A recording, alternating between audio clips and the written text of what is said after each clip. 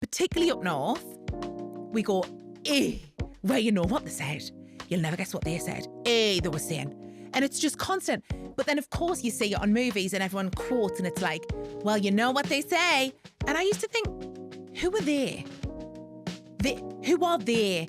They're just quoted for everything. They're like the world's genius collective. Welcome to What They Say, the podcast where creative meets digital, work meets real life, and there's always a bit of chaos. Hosted by me, EL. And me, Jess. Best friends, business partners, and co-founders of They Say Studios. Each episode mixes unfiltered conversation, cultural insight, And the kind of laughter that comes from knowing that you're not the only one figuring it out. Jess, babes, how are you? I'm all right. At the moment, maybe a bit jet lagged. How are you?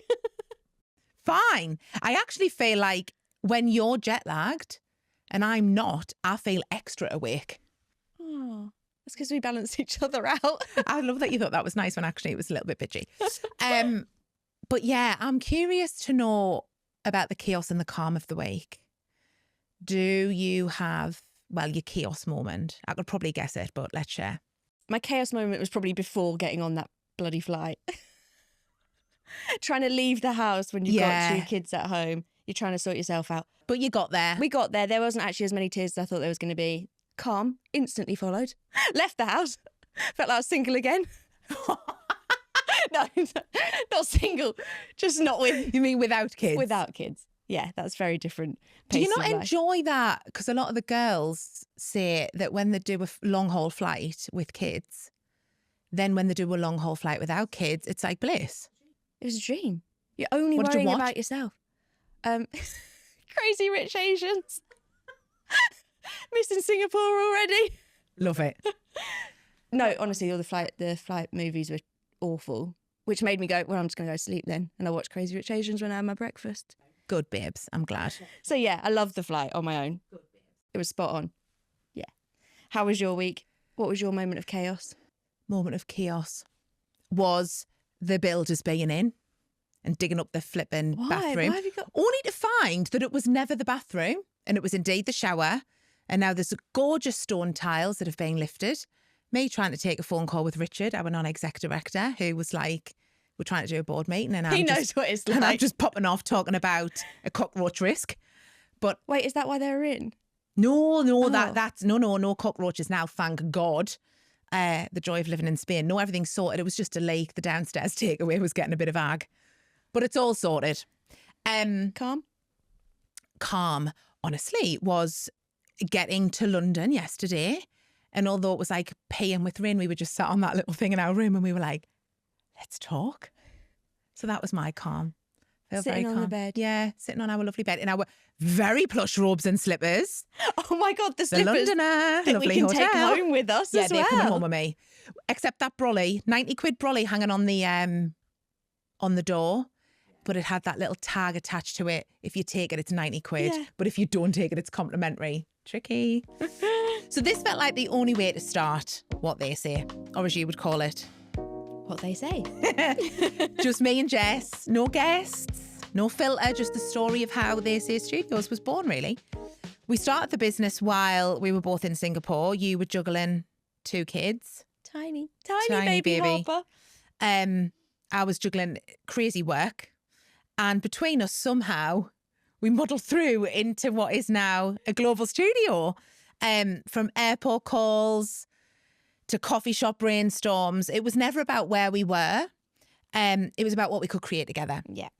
And now me and Palma and Jess in Singapore, we are still working on collaboration. It's how we run as a business, not co-location. So that's why this had to be the first episode. Remote working isn't just how we operate. It's the fundamental part of how we started, literally. It shaped how we lead, how we create, how we build. And we build it from anywhere. Jess, do you remember that moment in Singapore when it clicked, when you realised this could actually be something?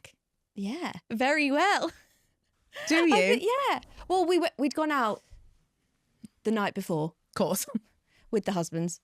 Well, not husband at the time, your husband and Chris, my to-be husband. And they were like, they helped us make the connection to be like, why are you not working together? Like, why are you not consulting, consulting with They Say? And why are you not, bringing your creative insights and like the networks together? And we were like, oh yeah, sounds good. Bottle of natural wine deep. Yeah, that sounds like a great idea. And you can do this, Johnny, and you can do this, Chris, and it'll all be fun. Like, I think Johnny wanted to be the creche or something like yeah, random he was like that. I'll run the creche or the Chris doggy. was like, I'll do the finances. We were like, yeah, you do that. God. But then we did text each other the next day and go like, We did, yeah. hang on a minute, like, all jokes aside, should we actually Like, go for a what do you coffee think? and actually like talk it through and like see if it is actually. I know. When did you take the leap as such into They Say? Because obviously I sort of had this embryonically in a way, and then I was then just going to do it full time. And then I ended up consulting for another agency. But really, I'd like left my job whenever I'd left it, and I was fully in. Like I was in, and then I was thinking, we had a serious chat the next day without wine, and we were like, I was like, did you mean that? And you were like, yeah, I think I did. And then fast forward, we were like, okay. And then you were like, right, like what was that moment? I don't even know if we've ever talked about that, where you fully were like, okay. I think I knew after having Harper, I knew that my priorities had changed work-wise in general. So my whole outlook on work, life, family, the thing called balance, does it exist? Lol. Yeah. My priorities just changed. So I knew that I was already in that mindset that I wanted to be doing something that worked better for me personally, worked better for my family. I wanted to work with people that I really really enjoyed working with in the past. And yes, I was in Singapore, but that didn't mean I couldn't work with people in London still. And amazing designers and amazing photographers and people that were in my network again. I was like, I can make that happen. Why not? Like, especially coming out on the other end of COVID, where everyone was remote working anyway. Everyone was online talking all the time. So why could I not be talking with people in the UK or in Portugal or wherever around the world? Particularly in Singapore, right? Because, I mean, I don't want to talk about COVID, my goodness, but like it was brutal in Singapore. Like they did a very good job of it, but like I think it must have also felt like a really amazing time to suddenly feel hyper connected to everyone again. Yeah, I mean, you were stuck in your apartments, and they were everyone lives in apartments in Singapore, but you felt more connected to your friends back home, even people, I guess, even your work day, everyone was online. You got online at, the start of the day. It wasn't like you were dossing around. You were working full days, but you had just got into the rhythm of having the conversations and actually getting really good at having brainstorms and having meetings. And you had to, because the work day had to carry on, didn't it? And what about you? What was your moment where you thought, no, this is the time, this is the right time, I'm going for it? They Say, go. Well, apart from the fact, and I'm fully outside of any sort of employment situation with them now, I just had a hideous job in Singapore. And I just thought, do I want it? Like, it was that real crux moment of like, I'd gotten pretty senior. And I was like, do I want to go on the trajectory to like CEO, CMO, CD or whatever? And I was like, I don't think so. And it was like sort of just a thing in my head. And then I remember the night that, I'd already been working on They Say, as you know, like consultant for probably a year. And then I was like, I could really make this a thing. And then it was only when you came on board actually that I fully was like, oh, this is a full thing.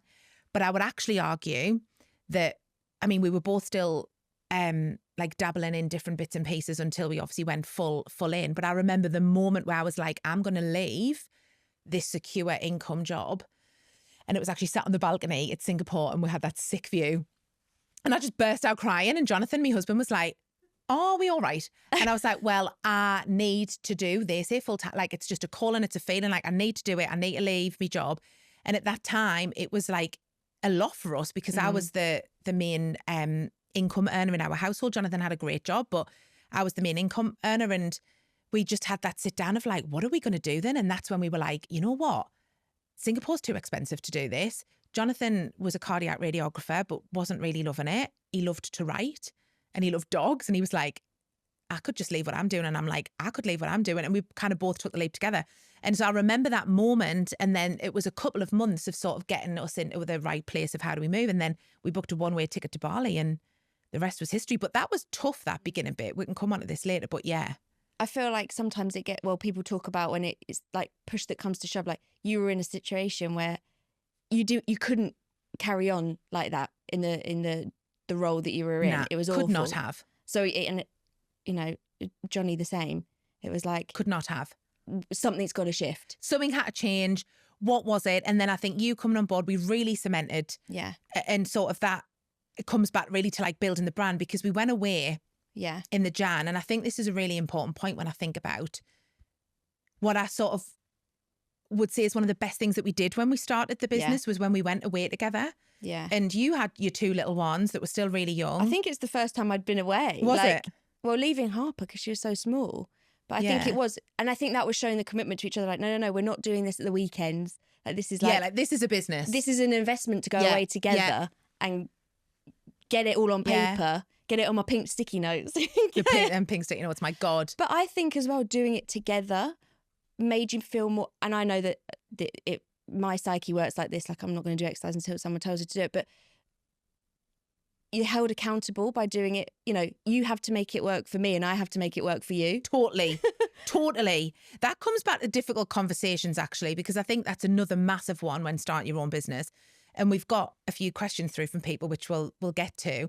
But there's a lot of them in the early days. It's like, what do you want, Jess? Like, how serious are you about this? And how important is money to you at this stage? And how important is time with your kids? And then for the flip side to me, like, how important is flexibility? And Jess, I think we're going to move to Bali and we've just started this business. And yeah, okay, we'll figure that out. We're global. Like, that's fine. So there was a lot of difficult conversations. And again, I would say, particularly for people that may be watching this that are wanting to set up a business, have them early. Yeah. Have them get uncomfortable. Have them face to face. Have them face to face. Yeah. Because although we're not together most of the year now, it was essential. Yeah.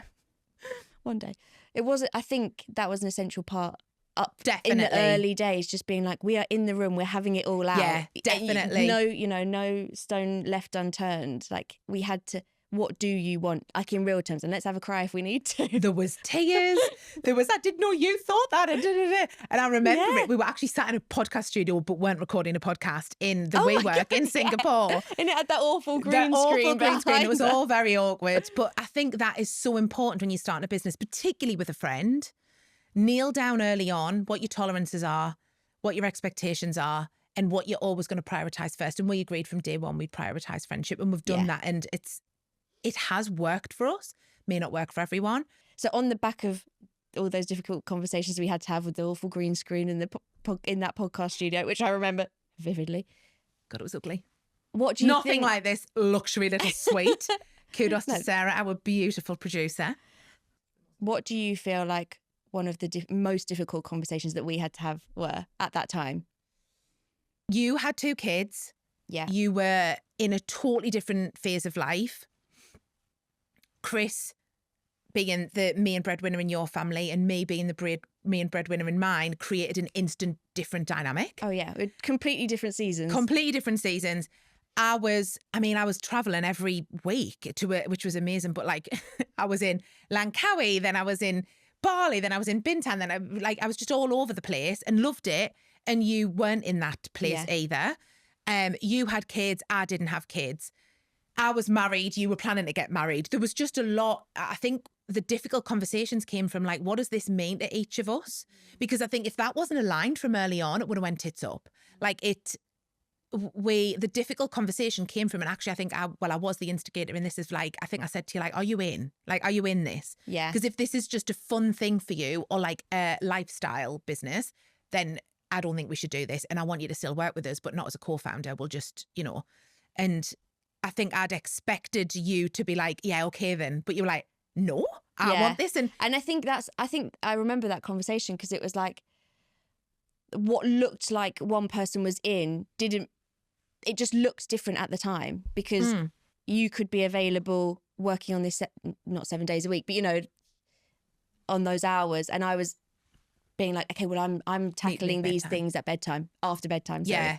and going like, okay, well, when can we do even the branding? When can we get, things on paper and share things? Is it tomorrow? It's like, well, no, not tomorrow, because I've got a school thing and I've got a baby class and I've got this. And so it was just getting that That was out. by far the hardest bit. Yeah. And actually, even when we travelled, it was going like, are you still online or are you offline? Or is this a holiday? Or because you're not asking anyone, can you go on holiday? Yes, I know. And we still never do. No, but you're not having to get that signed off by whoever needs to sign it off. You're sort of just going, oh, well, I'm in the UK, but it's not a holiday, one. And two, I'm not necessarily going to be able to be online every We're better at this now. Yeah. In the early days. But those are the conversations that the needed conversations to happen, that needed to happen. Yeah. And building the brand.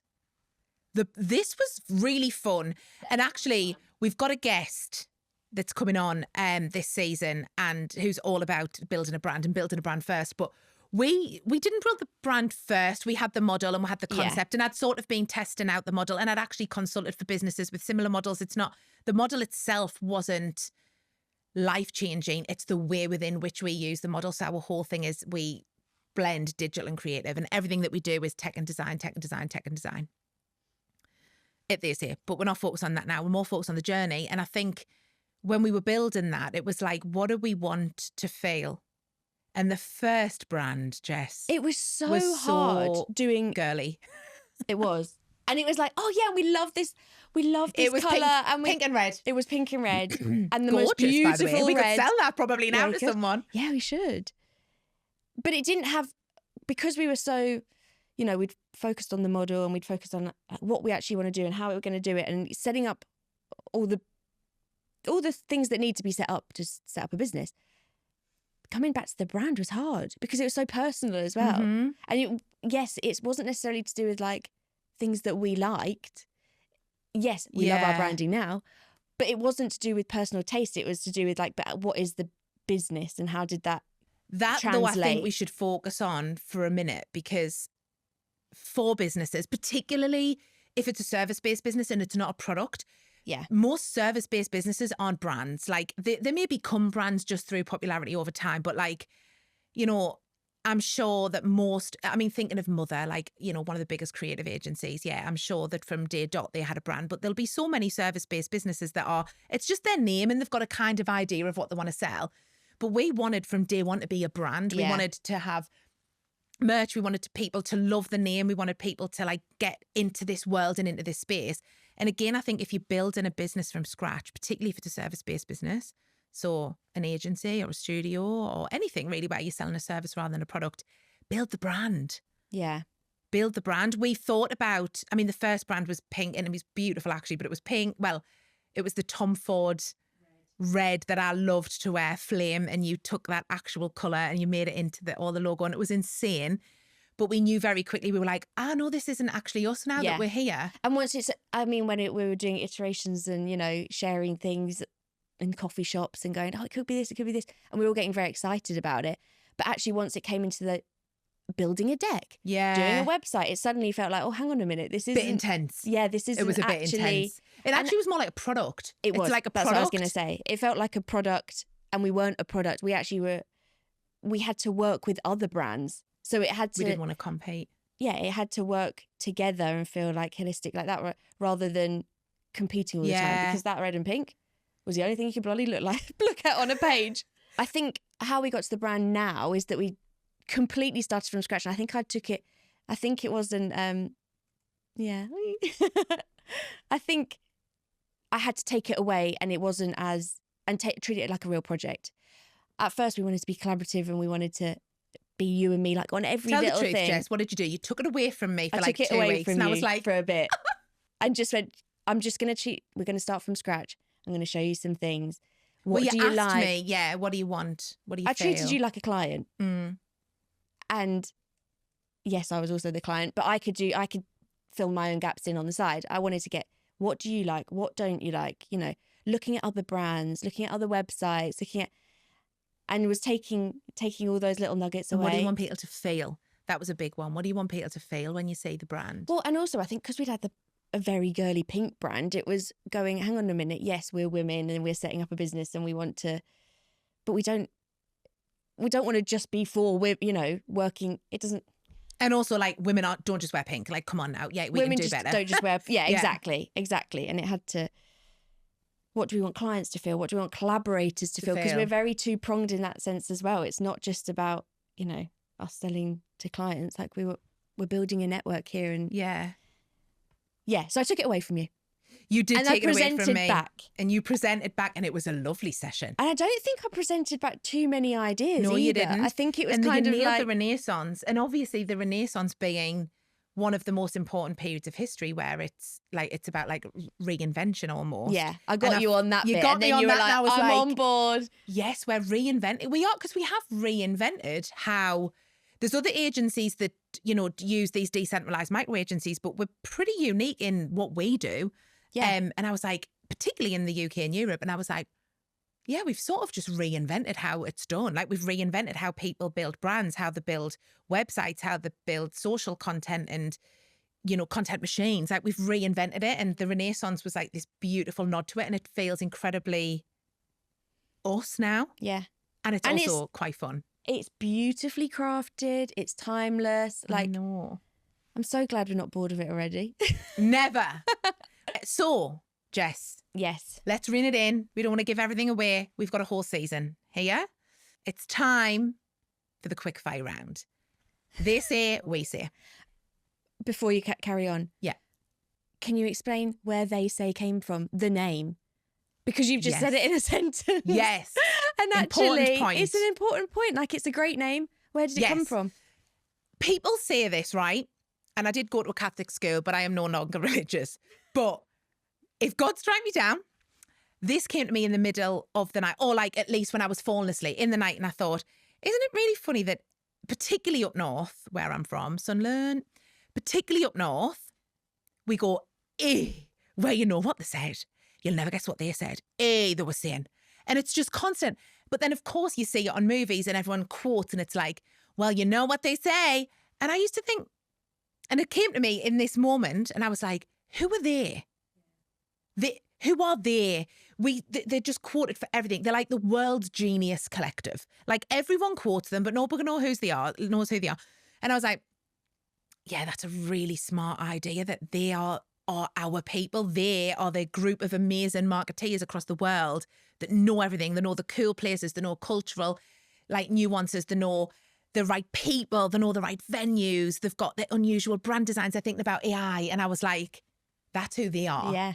And that's where it came from. And we put it in our decks now. And we put it in our like, decks. It's a true story that resonates. And everyone's like, oh, yeah. That does make sense. So I'm going to go first, Jess. Okay, go. It's quick fire mind. Okay. So they say remote teams lose connection. What do you say? They can. Of course they can. Mm-hmm. If you're not going to log in, you're not going to be engaged in a project or whatever it might be. Of course. I don't think that we experience that so much with our teams, because I think we're very much like, you're in it and you're part of you're part of a project, or you're part of a team. Like, you've got ownership. You've got a seat at the table for a reason. Yes. And everyone, all our collaborators love that, because they feel like they're not just being plugged in and they're going, oh, I'm just filling a gap. Like, and if you're filling a gap, you can be a bit disengaged and going, all right, then maybe I'll attend the meeting, maybe I won't. But and what do we say? They're not for us. They're not for us, no. Okay, your turn. They say you can't build culture through a screen. What do you say? Bullshit. What's that movie that we watched? What's the movie? It's a game. Matthew McConaughey, the Goldie Hawn's daughter. How to Lose a Guy in 10 Days. Favourite film. And he goes, bullshit, mama, I think. So that's where I'm at. Bullshit, and they're playing the game. Yeah, exactly. Fantastic film. I could not disagree with that more. And actually, I would argue that the opposite is true, because we are able to plug in to literally different corners of the world. Yeah. And surely that's how culture comes about. It doesn't come about from 15 people in a boardroom in Mayfair. So I think I couldn't disagree with it more. And that is my quick answer. Okay. Do you want to ask Jess? me? Yeah. I've got two more. They say founders have to be in the same room. What do you say? I do love it when we're in the same room. But I don't think we have to. I don't think we have to. I don't think founders have to, is my quick answer. At the beginning, I feel like it was essential that we were. Just to get on the same page, or at least, and we still do it now. We put in our FaceTime and we put in our, every 3 months we are together in the same room, heads together, heads down, to just have that session. 'Cause, you don't want to be in front of the computer having these conversations sometimes. But no, we don't have to be in the same room. But we know we've managed our expectations. We know the way we work. We know like how contactable we are. We've got it all lined out, I think. So that makes for us not having to be in the same room together. Love it. Yeah. Do you agree? Yeah, absolutely. On every level. Okay. We're always aligned these days, babes. Yeah, we're good. They say creative work needs constant collaboration. What do you say? Yes. Constant's a funny word because, I mean, creatives by nature of creatives definitely need time to be in their own brain, their own space, their own universe. But I think the collaboration is essential for that to come to life, because how do you know what world you want to even enter if you haven't spoken to the right people or understood someone's brand idea or their objectives or their goals? So yes, I think it needs consistent collaboration rather than constant. I would say is a better word. And I think as well, the freelance world is so lonely at times, isn't it? Oh, and it's so nice. And I didn't even do it for that long. It's so nice to be able to like bounce an idea off someone, even if it's one person, to be like, am I going crazy, or is this great, or is it awful? Jess, my last one for you. They say women overthink and men decide. What do you say? Ha ha. Done, next. I think I know a lot of men that overthink, and I know a lot of women that decide. 2 of them being in this room right now. That's it. No, I understand where the question's coming from. I think, leaning on women being, sensitive and overthinking everything. But no, you have to make decisions. You just go with it. Absolutely. Work it out later. And we've talked about this, and I know this is my question, so try and just swallow this quickly, Amy. But also the emotion of women is one of the most important things of why we create the work we do, because they're so generous.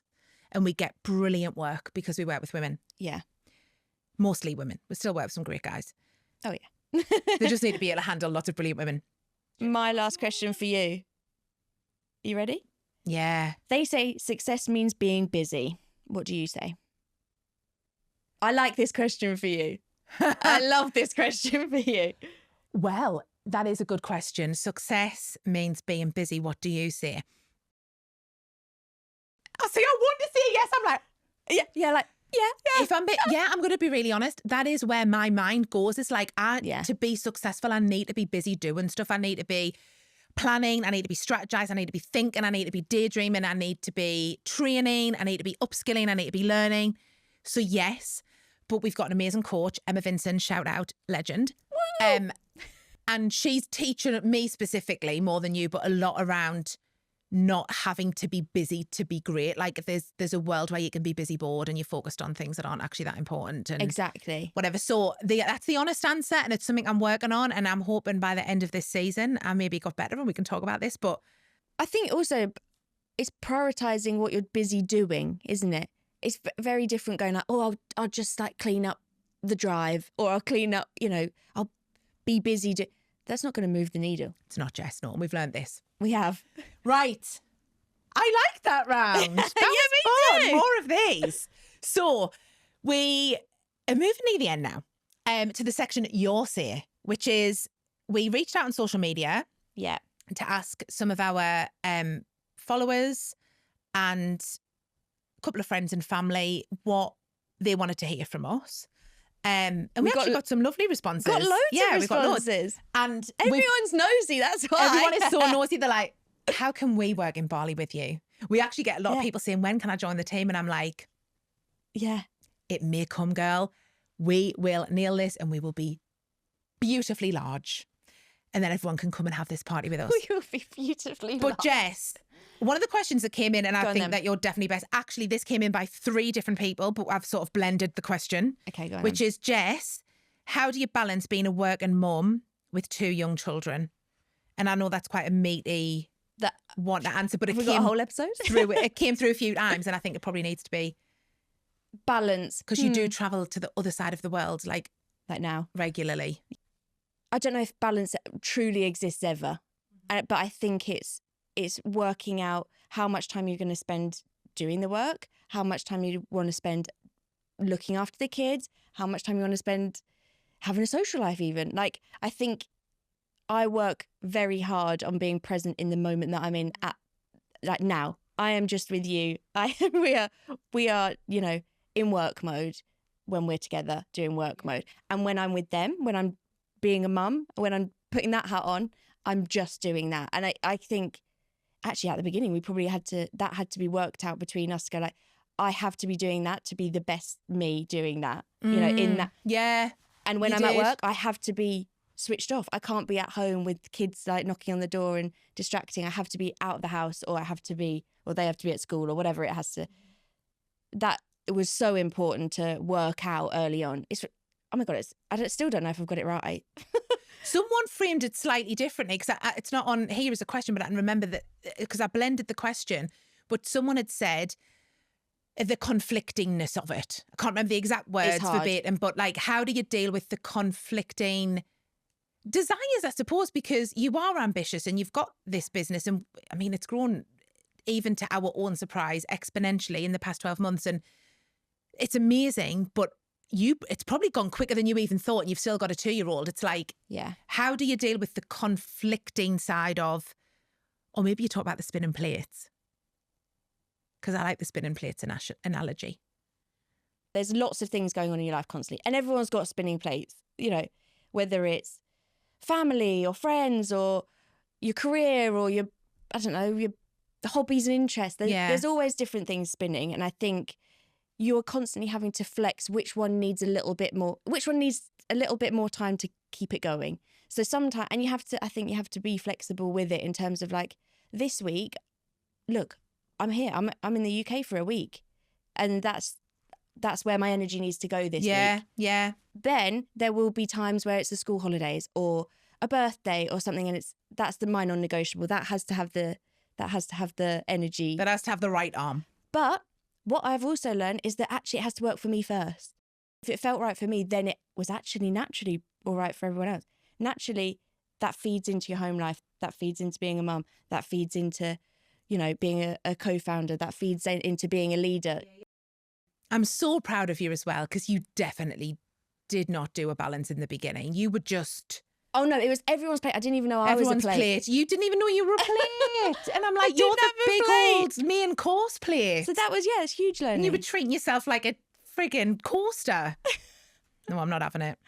We're not there anymore. But yeah, it was a big learning. It wasn't like you could hatch it. You can't go day one, this is what we're doing now, and we've got it all figured out. No, it took time. It took time. And you have to be And able I'm to... also an incredibly reasonable co-founder. Oh, every day. Every day. Okay, well, Right, I've got Jess. a question for you. You've got a question for me? Yeah, that's a good one. How did you take the leap of faith when you already had a very secure job? A beautiful balance of delusion, passion, and an inner knowing. And I think at this point, when I'd fully decided to leave all different things and fully invest 100% of my time in this, we weren't even making money. So I was living off savings, like we were living off our family savings. Jonathan still had an income at the very early stages at that time, but then we both obviously left to go to Bali in August, and even then we still we were making an income as a business, but we weren't taking any money out at that time. So the leap of faith was a mixture of those things and this intense knowing that I just knew it was the right thing to do. And I'm obviously quite a spiritual person, but it was a feeling. That's why I was crying on that balcony, because I thought, I know I have to do this. I have something to give people. I also felt so passionate about collaborators and feeling like I could work with all these incredible women that I'd met, and being able to work on really cool projects and basically create the world that I sort of wished it existed when I was probably freelancing. And it was absolutely terrifying. Sometimes still is.